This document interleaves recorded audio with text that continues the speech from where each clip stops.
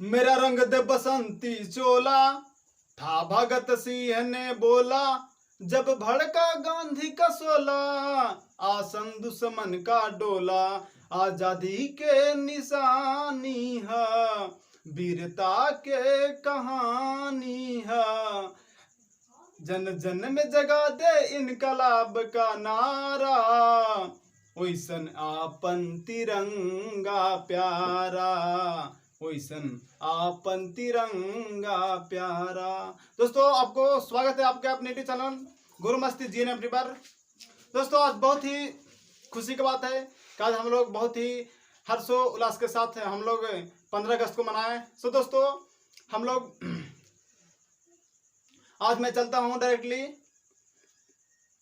Syllabus की ओर। तो दोस्तों, आज मैं आप लोगों को जो प्रतिबिंब बनता है अब्दल दर्पण में, मैं उसको हम केस भी बोलते हैं ज़्यादातर कि केस फर्स्ट केस सेकंड। कहने का मतलब जो अब्दल दर्पण में टोटल केस होता है 7, अर्थात उसको जो अब्दल दर्पण में प्रतिबिंब बनने का जो प्रक्रिया होता है वो 7 तरीका से बनता है। मैं 7 तरीका आज मैं आप लोग को बहुत ही आसान तरीका से बताऊंगा। तो दोस्तों, सबसे पहले आप लोग जो भी नए हैं इस चैनल पे तो सब्सक्राइब कर लेंगे ताकि आपको नोटिफिकेशन जाता रहे, शेयर और लाइक भी कर देंगे। सो दोस्तों, मैं डायरेक्टली चलता हूँ क्लास की ओर। तो दोस्तों, आज टॉपिक लिखा हुआ है कि दर्पण में प्रतिबिंब बनने के जो मेन शर्तें होता है, कहने का मतलब के लिए आवश्यक शर्तें, जो मेन हमें जो नियम है, जो शर्त है दर्पण बनने के लिए, वो मैं बताऊंगा। वो 5 गो शर्त है दोस्तों। अगर हम 5 शर्त को अगर हम आसानी से जान जाएंगे तो आप लोगों को केस कहने का मतलब अपने दर्पण में जितने प्रतिबिंब बनता है वो आप लोगों का रटने की आवश्यकता नहीं है। सिर्फ आप जो बोला उसको ड्राइंग कीजिए, आप जहां भी प्रतिबिंब बना डायरेक्ट उसको टिक मारिए। तो दोस्तों, लिखा हुआ सबसे पहला फॉलो करना है नियम को कि कम से कम 2 किरण अवश्य लेनी चाहिए। 2 किरण को हम अवश्य लेंगे। अब चलते हैं, दूसरा है लिखा हुआ कि एक किरण को प्रधान अक्ष के समांतर होना चाहिए, दूसरा नियम हो गया। तीसरा नियम लिखा हुआ है कि दूसरी किरण को फोकस या वक्रता केंद्र से गुजरना चाहिए, ठीक है। चौथा है प्रधान अक्ष के समांतर किरण को दर्पण से परावर्तन के बाद फोकस से गुजरना चाहिए, ठीक है। और 5वां है कि वक्रता केंद्र से गुजरने वाली किरण को उसी पथ पर वापस यानी उसी पथ पर लौट जाने चाहिए। तो दोस्तों, हम इसको और भी आसान तरीके से समझने के लिए हम फिगर को ड्रॉ करेंगे, ठीक है। फिगर ड्रॉ करेंगे और एक एक करके समझेंगे कैसे क्या हुआ, ठीक है। तो सबसे पहले फिगर में चलते हैं।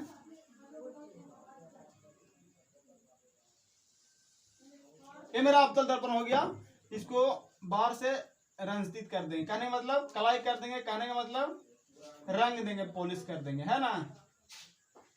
इस तरह से हो गया। अब हम एक एक करके बताऊंगा। सॉरी,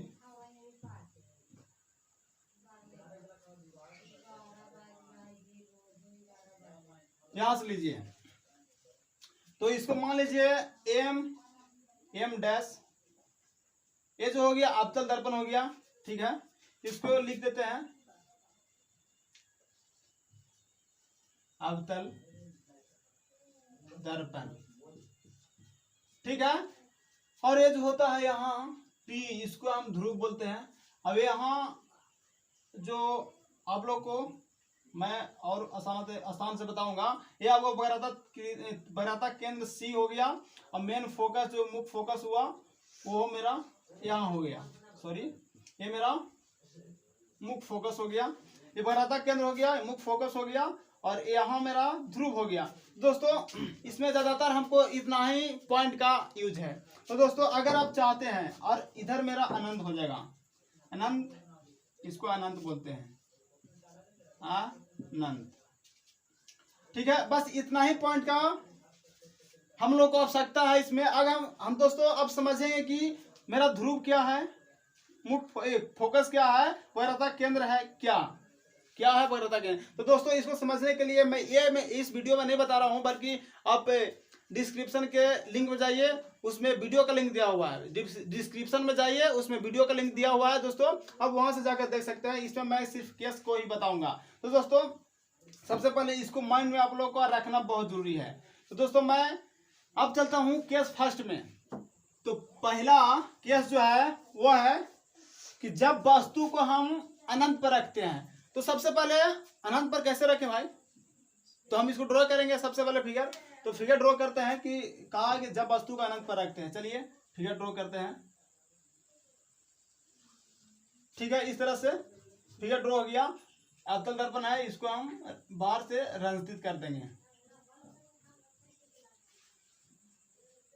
ठीक है, अवतल दर्पण में बन रहा है, अवतल दर्पण है। अब चलते हैं यहां से, जो मैंने उसमें बताया कि इसको P मान लीजिए, इसको F मान लीजिए, और यहां हम मान लीजिए क्या मानेंगे, C मानेंगे। ठीक है दोस्तों, फिगर तो मेरा ड्रॉ हो गया। अब हम चलते हैं इसको समझने के लिए। सबसे पहले जो आप लोग को नियम लिखा है 5 गो, उसको में चलते हैं। पहला नियम मेरा कहता है कि कम से कम 2 किरण की होना, 2 किरण का होना आवश्यक है।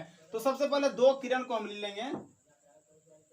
ठीक है, पहला किरण और ये दूसरा किरण। ठीक है, अब मेरा ये पहला नियम कहता है कम से कम 2 से अधिक भी हो सकता है, तो 2 को ले लिए। अब मेरा दूसरा नियम जो कहता है कि एक जो किरण होगा वो प्रधान अक्ष के समानांतर होगा। तो हम तो पहला किरण को प्रधान अक्ष के समानांतर ले लिए हैं, दूसरा को चर्चा नहीं कर रहे हैं, अभी पहला को चर्चा कर रहे हैं, प्रधान अक्ष के समानांतर ले लिए हैं। ठीक है, ये मेरा दूसरा नियम भी क्लियर हो गया। और तीसरा नियम मेरा क्या कहता है, सो समझ लीजिए या देख लीजिए। तीसरा नियम मेरा कहता है कि दूसरी जो किरण होगा वह वक्रता केंद्र से होकर गुजरेगा। तो दोस्तों सबसे पहले हम समझेंगे कि जो दूसरा किरण आया है मेरा वक्रता केंद्र से होकर क्यों नहीं गुजरा है। ठीक है, चौथा हो गया, क्यों नहीं गुजरा है, क्योंकि दोस्तों ये जो किरण आ रही है वो अनंत से आ रही है। तो अनंत से आने वाले किरण क्यों वक्रता केंद्र से गुजरेगा, बल्कि वह डायरेक्ट दर्पण पर जाकर फोकस करेगा। कहने का मतलब जो दर्पण पर डायरेक्ट पड़ेगा। दोस्तों ये भी मेरा चौथा नियम हो गया। मेरा पांचवा नियम क्या कहता है, पांचवा नियम कहता है कि जो प्रधान अक्ष के समानांतर हुआ, प्रधान अक्ष के जो समानांतर हुआ वह मुख्य फोकस से होकर गुजरती है, तो हम मुख्य फोकस से गुजार देंगे। ठीक है, इस तरह से हो गया। और जो वक्रता केंद्र से जो किरण हुआ, जो अगला नियम है, जो वक्रता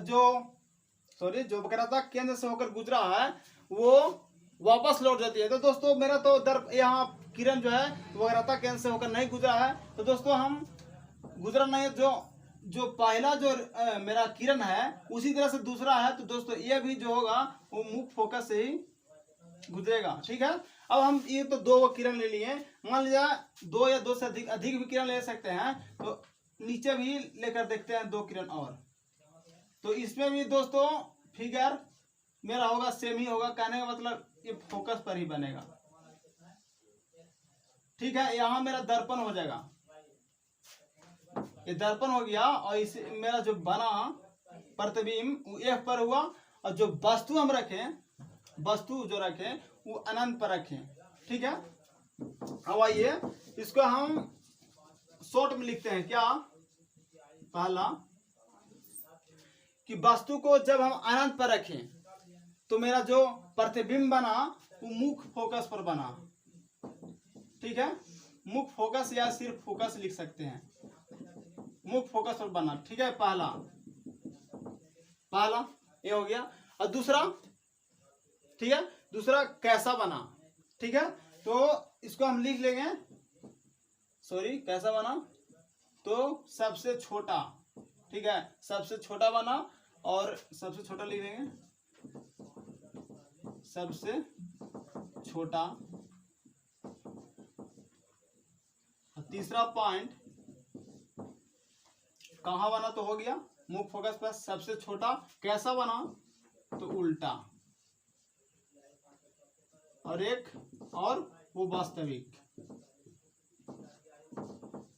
दोस्त आप केस पढ़ रहे हैं तो सबसे पहले याद रखना होगा कि जब वास्तविक बनता है तो उल्टा स्पष्ट है, और काल्पनिक बनेगा तो सीधा। ठीक है, यानी अब हम पहला सही से आपको बता दे रहे हैं ताकि दूसरा प्रॉब्लम नहीं हो। कह रहा है कि जब वस्तु का अनंत पर रखते हैं, जब वस्तु का अनंत पर रखते हैं तो मेरा जो प्रतिबिंब बनता है फोकस पर या मुख्य फोकस पर बना है ना, और अनंत देखिए ना, यहाँ मान लीजिए रख देते हैं अनंत पर, कोई भी वस्तु को यहाँ रख दिए हैं अनंत पर, तो मेरा जो दर्पण प्रतिबिंब बनेगा वो फोकस पर बनेगा और छोटा बने। देखिए ना दोस्तों, ये पॉइंट के मैंने कहने का मतलब बहुत ही छोटा, सबसे छोटा या बहुत ही छोटा कह सकते हैं, सबसे छोटा ना करके यहाँ बहुत छोटा लिख सकते हैं, बहुत छोटा। ठीक है, अब कैसा बना तो उल्टा बना। ठीक है, और फिर है आगे काल्पनिक या आभासी तो सॉरी वास्तविक या काल्पनिक तो वास्तविक बना। ठीक है दोस्तों, ये मेरा हो गया केस फर्स्ट। अब हम केस सेकंड को समझेंगे। केस सेकंड में चलते हैं। केस सेकंड कि जब वस्तु को यहां तो रख दिया अनंत पर, अब चलते हैं अनंत और सी के बीच। जब वस्तु को अनंत और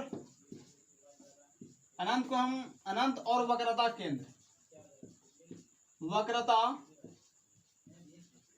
केंद्र पर रखते हैं।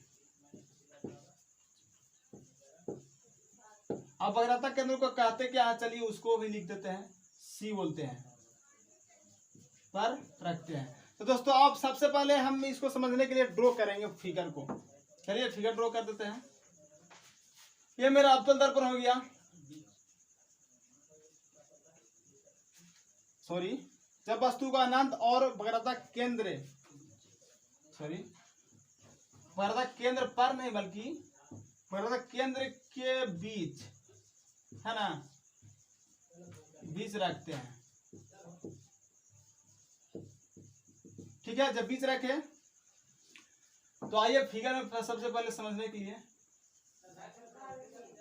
ये मेरा हो गया ध्रुव, ये फोकस, मुख्य फोकस कैपिटल एफ, ये मेरा सी हो गया और ये यहाँ मेरा अनंत हो गया। तो ये अनंत हो गया दोस्तों, इसको अनंत बोलेंगे, यहाँ अनंत लिख देंगे और यहाँ पर रहता केंद्र, इस ये दोनों का बीच में रखा है। तो चलिए यहाँ फिगर को, वस्तु की ऊंचाई हो गया, इसको मान लीजिए ए डैश। ठीक है, ये वस्तु का ऊंचाई हो गया। अब हम लिखा हुआ है कि जब वस्तु को अनंत और सी वक्रता केंद्र के बीच रखते हैं, तो इसको हम सबसे पहले जो नियम लिखाया हूं उसको फॉलो कीजिए कि कम से कम दो किरण की होना आवश्यकता है। जो पहला किरण होगा वो प्रधान अक्ष के समानांतर होगा, तो प्रधान अक्ष के समानांतर ले लेंगे। ठीक है, इस तरह से हो गया, जैसे दिशादार उधर इंडिकेट कर देंगे। पहला जो प्रधान अक्ष के समानांतर होगा और दूसरा मेरा वक्रता केंद्र से होकर, सॉरी, और इसको छोटा कीजिए तब मजा आएगा बनाने में। चलिए समांतर ले लिए, मुख्य अक्ष के समांतर, और दूसरा मेरा वक्रता केंद्र से होकर गुजरेगा। चलिए यहाँ गुजार देते हैं, गुजार दिए, यहाँ आ गया। अब हम मेरा जो दूसरा भी वक्रता केंद्र से गुजर गया और जो प्रधान अक्ष के समानांतर जो किरणें हैं, तीसरा नियम, वो मुख्य फोकस से होकर गुजरता है। चलो ये इसको मुख्य फोकस से हम गुजार देते हैं, इससे गुजार दिए। अब हम देख सकते हैं यहाँ से इस तरह से आया और ये यहाँ से इधर गया और जो वक्रता केंद्र से किरण गुजरता है वो वापस लौट जाती है। तो चलिए यहाँ से भी हम इंडिकेट कर देंगे, है ना, सही बात। चलिए इसको कर दिए। अब आप देखिए कि जो अब हमको समझने की बात है, मेरा जो प्रतिबिंब बना कहाँ बना, यहाँ बना, यहाँ बना कि यहाँ बना। तो दोस्तों दो किरणों के बीच जो कटान होता है वहां मेरा प्रतिबिंब बनता है। तो दो किरण कहाँ कहाँ है, पहला किरण यहाँ से जाकर यहाँ आया, दूसरा मेरा यहाँ से जाकर फिर से वापस लौटा। तो कहने का मतलब जो कटान बिंदु मेरा है यहाँ है ना, यहाँ मेरा बना को क्या बना, इसको हम बी डैश लिख सकते हैं। ठीक है, बी डैश कहने का मतलब बी डैश ये मेरा प्रतिबिंब का ऊंचाई या दूरी कह सकते हैं, प्रतिबिंब का ऊंचाई हुआ। यहाँ मेरा ए डैश वस्तु का ऊंचाई हुआ। इसको हम दर्पण को एम एम डैश लिख सकते हैं, एम डैश। चलिए अब इसको हम विश्लेषण करते हैं कि क्या क्या मेरा इसमें प्रोसेस हुआ। तो जब वस्तु को हम अनंत पर रखे तो ये प्रक्रिया हुआ, लेकिन जब वस्तु को अनंत और वक्रता केंद्र के बीच में रखे हैं, के बीच रखते हैं, तब मेरा दर्पण प्रतिबिंब कहाँ बनता है। तो आप लोग देखें कि सी और एफ के बीच, सी मतलब कहने का मतलब सी और एफ के बीच। अब आप लोग दोस्तों बकाइए मत, क्यों? क्योंकि आपको ऑलरेडी मैं बता चुका हूं कि सी क्या है, एफ क्या है ना। तो अगर कहने की आवश्यकता, सी जो है वक्रता केंद्र है ना, और एफ जो है मुख्य फोकस का ही है, मेन फोकस का ही है, सिर्फ फोकस का ही है। तो चलते हैं दूसरा। ये मेरा पहला पॉइंट हुआ कि सी और एफ के बीच बना। दूसरा है कि कैसा बना, तो वास्तविक बना। ठीक है, चलिए वास्तविक लिखने से पहले एक और पॉइंट लिखते हैं। ठीक है, वास्तविक लिखने से पहले एक और पॉइंट लिख देते हैं कि प्रतिबिंब मेरा वस्तु सीधे था, अब देखिए जो प्रतिबिंब बना उल्टा बना है ना, एकदम स्पष्ट हो जाता है दोस्तों। आपको रटने की आवश्यकता नहीं है, बस देखते जाइए और समझते जाइए, और बल्कि नोट कॉपी लेकर उतारते जाइए, तब मजा आएगा पढ़ने में। चलिए तो हम कैसा बना प्रतिबिंब, तो उल्टा बना। ठीक है, उल्टा बना। एक बात बोले थे दोस्तों आप लोग को कि जब उल्टा बनेगा तो वास्तविक तो स्पष्ट हो जाएगा, या वास्तविक बनेगा तो उल्टा ही बनेगा, या उल्टा बनेगा तो समझिए कि वास्तविक ही बनेगा। तो हम सीधा सीधी लिख देंगे इसको क्या लिखेंगे, तो वास्तविक। कैसा बना प्रतिबिंब, तो वास्तविक प्रतिबिंब बना। ठीक है, एक पॉइंट और हमको लिखना है, चौथा पॉइंट लिखना है कि हम वस्तु को, कहने का मतलब इतना बड़ा लिए तो मेरा प्रतिबिंब इतना बड़ा बना है ना। तो समझिए कि ये मेरा बड़ा है तो ये छोटा है ना, एकदम स्पष्ट है दोस्तों। तो मेरा जो वस्तु है बड़ा है और प्रतिबिंब जो बना है इससे छोटा बना है, तो सीधा हम लिख देंगे कि छोटा। अब आप लोग कंपेयर कीजिएगा कि सर जी यहाँ तो बहुत छोटा लिख दिया है, यहाँ सिर्फ छोटा क्यों लिखे। तो आप लोग, आंख तो है दोस्तों, तो सबसे पहले आप देख लीजिए कि यहाँ जो मेरा वस्तु का प्रतिबिंब का जो आकार है बहुत ही छोटा है। ठीक है, इसके कंपेयर में, और यहाँ जो है इसके कंपेयर में नॉर्मल छोटा है, तो सिर्फ हम छोटा लिख दिए, और कोई बात नहीं है। चलिए इसमें भी एग्जाम में पूछता है दोस्तों बहुत छोटा कि छोटा, तो आप लोग सबसे पहले फिगर ड्रॉ कीजिए, उसके बाद समझिए, तब मारिए, तब एक में एक है ना। चलिए आगे चलते हैं, केस नंबर 1, केस नंबर 2 हो गया। अब चलते हैं दोस्तों केस नंबर 3 में। ठीक है, 15 अगस्त के दिन बहुत चीज याद आता है दोस्तों, समझते हैं। 15 अगस्त के दिन सबसे पहले मैं भाषण याद किया था महात्मा गांधी पर। यार बहुत रट्टा मारने पड़ा था कि Mahatma Gandhi is the great man who has India free, he was born on 2 October 1869। रटते रटते मैं तबाह हो गया, तब जाके याद हुआ था। लेकिन सब जब स्टेज पर चढ़ा देने के लिए, तो यार मत कहिए। आप लोगों को भी शायद एहसास होता होगा कि जब मैंने पहला बार याद किया था, तो मैं अपना एक्सपीरियंस बता रहा हूँ, तो मेरा पैर एक जगह स्थिर नहीं था, बल्कि कपाने लगा था। तो दोस्तों आप लोग शायद ऐसा हुआ हो या ना हो, लेकिन मेरे साथ हुआ था आज ही के दिन 15 अगस्त। तो दोस्तों आज आगे चलता हूँ केस नंबर 3 में। तो केस नंबर 3 मेरा है कि जब वस्तु को वक्रता केंद्र यानी सी पर रखते हैं कैसे रखते हैं भाई, सबसे पहले फिगर ड्रॉ करते हैं, है ना। तो फिगर में आइए, सॉरी जो ज्यादा लंबा चौड़ा हो गया। चलिए ठीक है, जब वस्तु को हम वक्रता केंद्र पर रखते हैं, है ना। चलिए ये मेरा P हो जाएगा, यहाँ मेरा F हो गया, और यहाँ मतलब C हो गया। तो दोस्तों कहा कि जो मेरा बोल रहा है तीसरा केस में, केस है दोस्तों कोर्ट कचहरी वाला नहीं बल्कि पढ़ाई वाला। जब वस्तु को वक्रता केंद्र C पर रखते हैं, तो वस्तु को सबसे पहले हम रख देते हैं C पर, और क्या है ना। अब आप नियम में, पहला नियम में चलिए, बताऊंगा नहीं, बस मैं सिर्फ खींचता जाऊंगा, आप लोग खुद देखिए। चलिए सबसे पहले क्या, प्रधान के समानांतर, है ना, प्रधान के समानांतर। और दूसरा गुजार दीजिए। कहाँ से गुजारते हैं इसको? मुख्य फोकस से गुजार दीजिए। अब कहिएगा कि प्रधान अक्ष कहाँ गुजरेगा रे भाई? तो मैंने लिखा चुका हूं कि जो दूसरा किरण है वो तो चाहे तो वक्रता केंद्र से होकर गुजरेगा या मुख्य फोकस से होकर गुजरेगा, है ना लिखा है वाह। हाँ तो बस बकाइए मत, यहाँ हो गया। ठीक है, अब हम इसको प्रधान अक्ष के जो प्रधान अक्ष से जो समानांतर किरणें है उसको हम मुख्य फोकस से गुजार देंगे इस तरह से। और अब जो दूसरी किरण है मुख्य फोकस से गुजरा है वो तो रिफ्लेक्ट करवे करेगा दोस्तों। तो रिफ्लेक्ट करके यहां मेरा आ गया एक, यहां आ गया। अब हम चलते हैं कि आखिर क्या क्या हुआ, है ना। कहने का मतलब इतना तो उछला कूदका, तो इसमें क्या क्या मेरा छिपा हुआ है। तो पहला यहाँ देखिए, सॉरी एक और नहीं बनाते, सी के बाद अनंत होता है।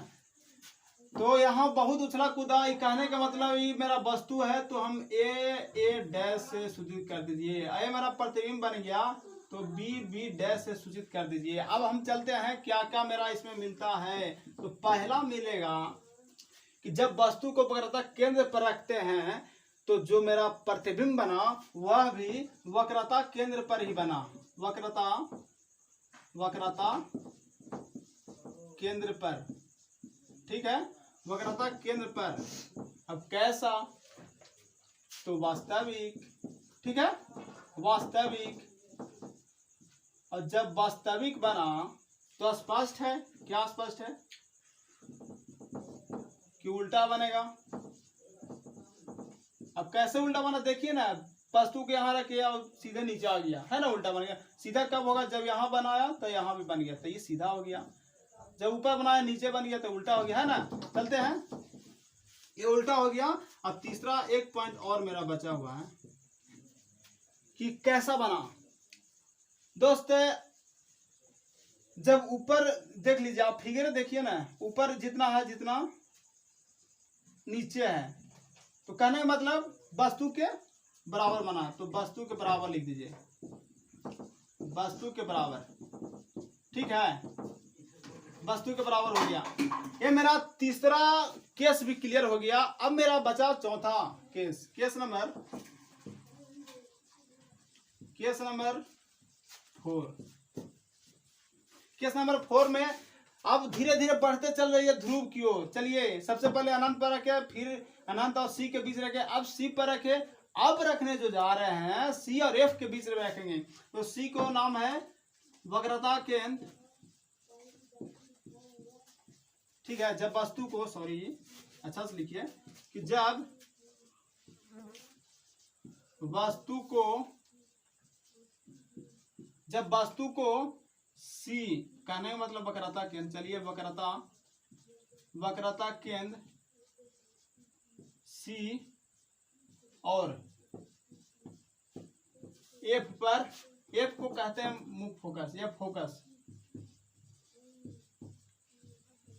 एफ पर सॉरी एफ के बीच, ठीक है, रखते हैं या रखने पर रखते हैं तब क्या क्या होगा से देखिए। तो सबसे पहले इसको हम समझने के लिए फिगर को ड्रॉ करेंगे। चलिए अवतल दर्पण में चलते हैं, इसको हम रंजित कर देंगे। चलिए एक एक गीत या सारी रतिया को गाना है भाई। चलिए यहाँ ड्रॉ करेंगे। ये मेरा पी हो गया ध्रुव, यहाँ मेरा कैपिटल एफ, कहने मतलब मुख्य फोकस कहिए। यहाँ मेरा सी वक्रता केंद्र, यहाँ जो मेरा बना अनंत बना। तो कह रहा है कि जब वस्तु को वक्रता केंद्र और मुख्य फोकस के बीच रखते हैं, इसको बीच में रखते हैं। चलिए यहाँ मेरा वस्तु आ गया।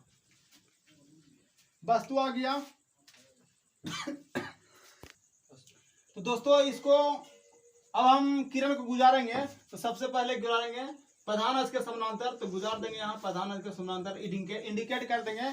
और दूसरा जो है वक्रता केंद्र या मुख्य फोकस से, तो हम मुख्य फोकस से गुजारेंगे। चलिए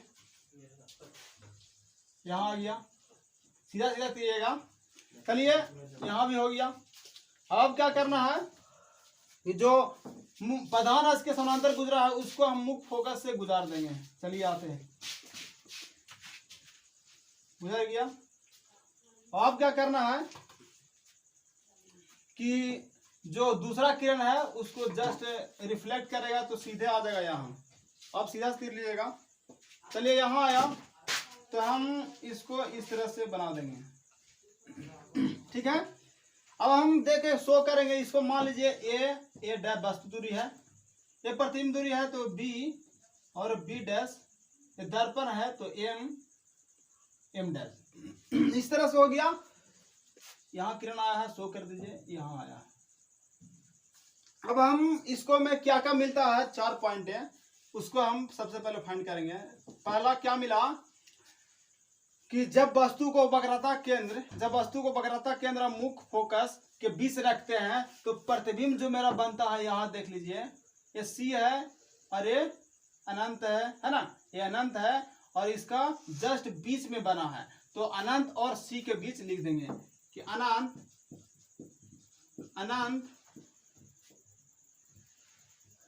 अनंत और सी मतलब वक्रता केंद्र, ठीक है। सी के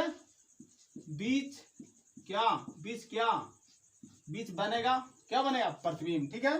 दूसरा जैसा इसमें लिखे हैं उसी लिख दीजिए, वास्तविक बनेगा या काल्पनिक बनेगा, तो इसमें भी वास्तविक बनेगा, वास्तविक।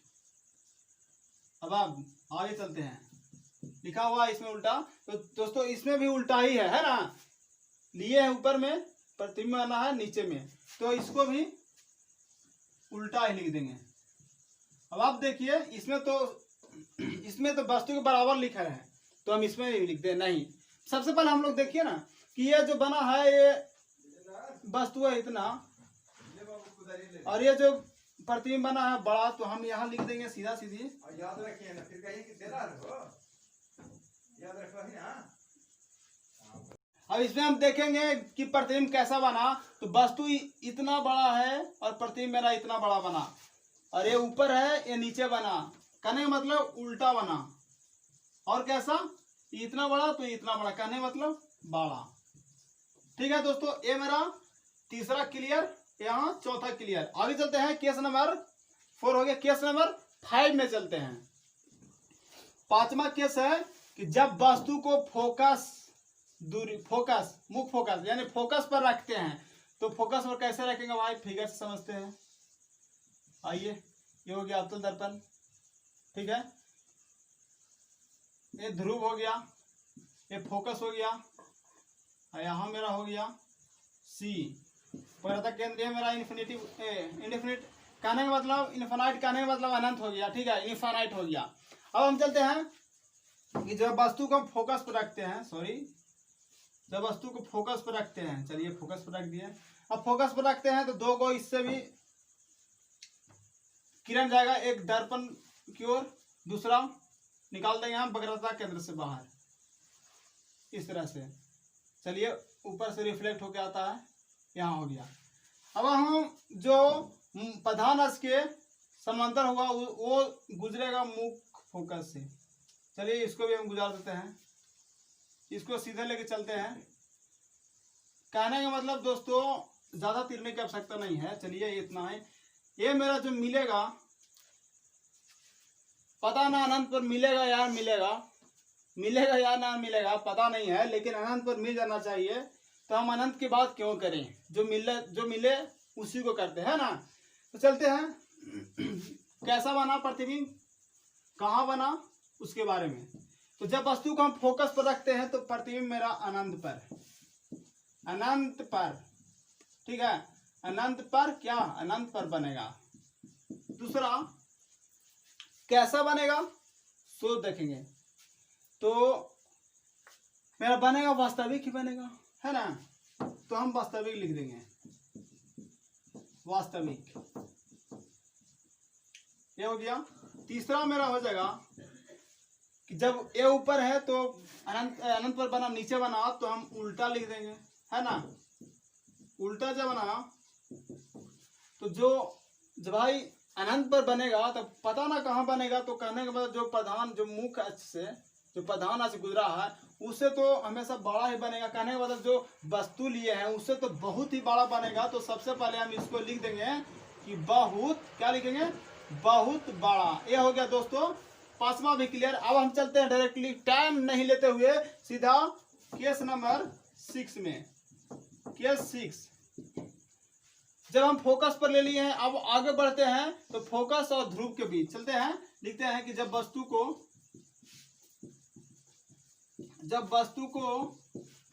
फोकस या मुख्य फोकस भी कह सकते हैं, फोकस एफ और ध्रुव जो है पी है, ध्रुव पी पर इतना, जब वस्तु को फोकस एफ और ध्रुव के बीच रखते हैं, ठीक है। जब रखते हैं तब हम कैसा बनेगा। तो सबसे पहले फिगर को ड्रॉ कर लेते हैं, ठीक है। इस तरह से फिगर ड्रॉ हो गया, रंजित कर देंगे, अब्दुल दर्पण हो गया। अब प्रधान अक्ष खींच देंगे, यहाँ मेरा एफ हो गया, यहाँ मेरा सी हो गया, इधर मेरा अनंत हो गया, इंफिनिटी, ठीक है। इस तरह से ये मेरा ध्रुव हो गया, इसको दर्पण है एम डैश मान लीजिए। तो कह रहा है कि वस्तु को फोकस और ध्रुव के बीच रख लेते हैं। फोकस और ध्रुव के बीच रखें तो फिगर क्या होगा। तो सबसे पहले दो किरण खींचेंगे, पहला किरण यहाँ हो गया, ठीक है। और दूसरा किरण, चलिए इसको ये भी गुजरेगा, यहीं से गुजरेगा, मुख्य फोकस से पहला गुजार दिए, दूसरा किरण मुख्य फोकस से गुजरेगा। और पहला जो किरण मेरा जो होता है, पहला किरण यहाँ आएगा। कहने का मतलब दोस्तों, जो प्रधान अक्ष से मेरा जो गुजरा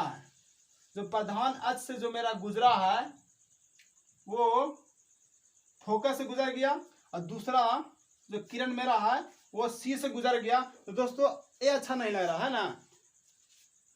यहाँ जो मेरा बनेगा इस तरह से आ गया, यहाँ जो मेरा बनेगा इस तरह से, यहाँ एक पॉइंट पर जाके मीटेड करने मतलब मिलेगा, इस तरह से हो गया। अब हम इसको ऐसे कर देंगे, क्यों करेंगे समझा रहे हैं हम लोग का। यह जो बनेगा, इसका जो प्रतिबिंब बनेगा, प्रतिबिंब अब कहाँ बनेगा, सबसे पहले सोचिए। तो सोचने वाली बात है ना कि मेरा जो सबसे पहले जो वस्तु लिए हैं, अब वस्तु से तो सबसे पहले फोकस प्रधान अक्ष से होते हुए गुजरेगा यहाँ। तो प्रधान अक्ष से यहाँ कैसे गुजरेगा, डायरेक्ट यहाँ गुजरेगा नहीं। तो हम सबसे पहले इसको यहाँ तो गुजार नहीं सकते हैं, यहाँ कैसे कर सकते हैं। तो सबसे पहले बैक में जाकर दूसरा किरण को लेते हुए हम सीधा सी पर खींचेंगे, ठीक है। तो ये मेरा पूरी तरह से बन गया। अब हम चलते हैं कैसा बना। तो हम सबसे पहले लिखें, क्या लिखेंगे कि जो दर्पण के पीछे प्रतिबिंब बनता है, वो वास्तविक नहीं बल्कि काल्पनिक होता है। तो हम सबसे पहले लेंगे कि कहाँ बना, तो लिख लेंगे सीधा क्या कि दर्पण के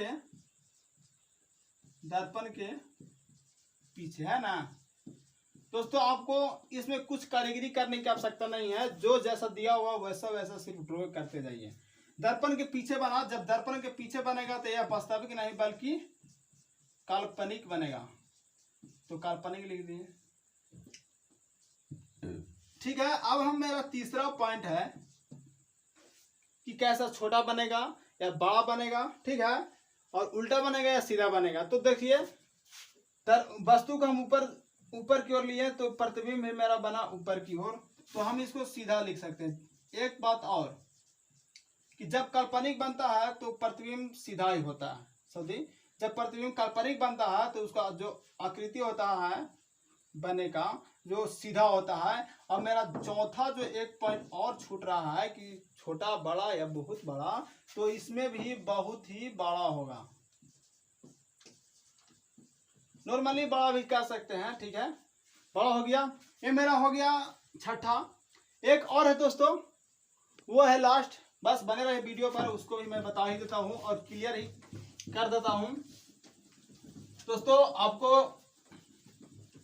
बोर फील तो नहीं ना हो रहा है? बोर फील हो रहा होगा, सॉरी, अगर आप लोगों का बोर फील हो रहा होगा तो आप लोग कमेंट बॉक्स में जरूर लिखें कि मुझे बोर फीलिंग हो रहा है, किसी और दूसरे तरीका से लिखें, समझाएं, ताकि हम लोग को और सही से समझ में आए। तो मैं दोस्तों प्रयास करता रहूंगा, बस आप लोग बने रहिए। केस नंबर मेरा हो जाएगा, केस 6 बता चुके ना, तो केस एक और बचा 7वां, कि जब वस्तु को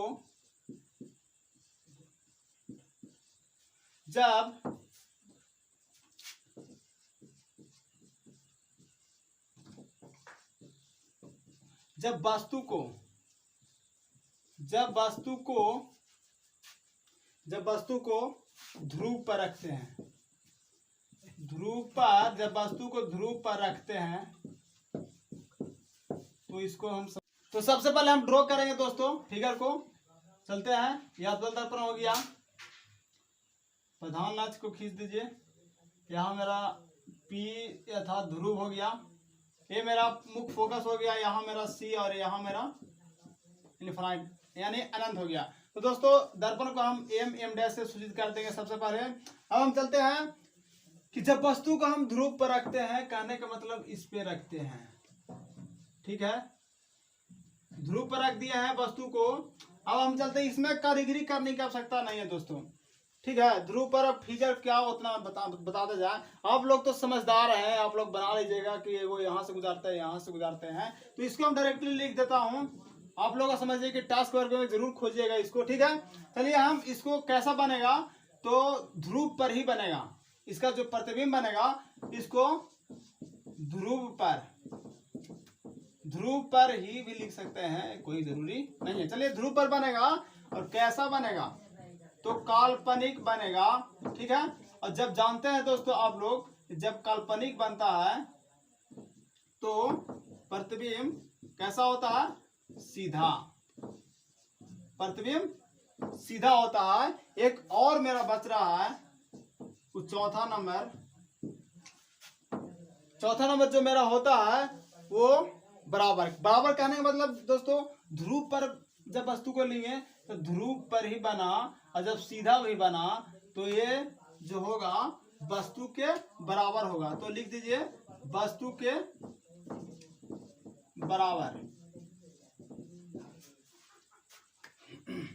ठीक है दोस्तों। Finally best of luck. अब दोस्तों आप लोग इस चैनल को सब्सक्राइब कर दीजिए और दोस्तों लाइक कर दीजिए, शेयर कर दीजिए। Finally best of luck. जय हिंद।